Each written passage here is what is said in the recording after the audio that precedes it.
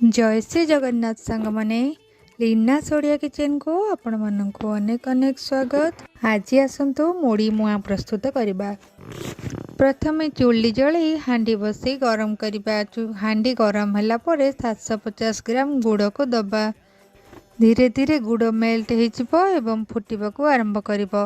ताको बारंबार गोलुथिबा, बिल्कुल भी तले लागिबाकू दबानी। गोटे केजीर मुड़ी पाई 750 ग्राम गुड़ आवश्यक, नहेले भल मुआ हेबनी। 100 ग्राम बादाम को भाजिकी चोपा छड़े देछि। पाखापाखि 5-10 मिनिट गुड़ फुटिबा परे आमे पानी रे पकई चेक करबा गुड़ भल भाबरे पाग हेलानी कि नाही।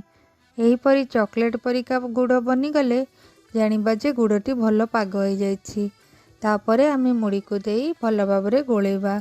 निहाती 2 जण दरकार। जणे हांडी को धरिबे एवं आउ जणे मुड़ी को ढाली भल भाबरे गोलेबे।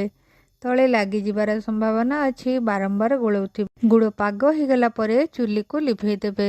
अधिक जाल दरकार नाही, नले तले पोड़ी जिवो। धीरे धीरे सबु मुड़ी को ढाली दबा। ताको भल भाबरे मिक्स करि नबा। भाजी रखिथिबा बादाम को मध्य पकई दबा। मु जेतबळे आम घर को जाइतिली सेतबळे बोउ एवं मु 2 जण मिसिकी मुड़ी मुआ बनैतिलु। भल भाबरे मिक्स हो गला परे हांडी को तळु को ओल्हेई दबा।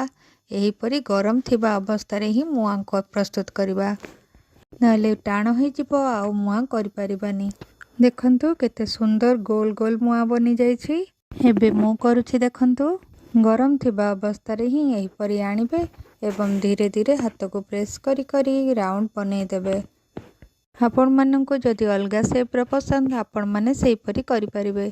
गुड़ जदि भल पाग हेई नथिबो ताहले मुआ भल हेबनी।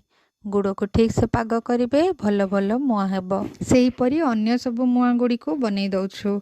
आपण माननको आजिर मुड़ी मुआ रेसिपीटी किपरि लागिला कमेंट रे जणैबे।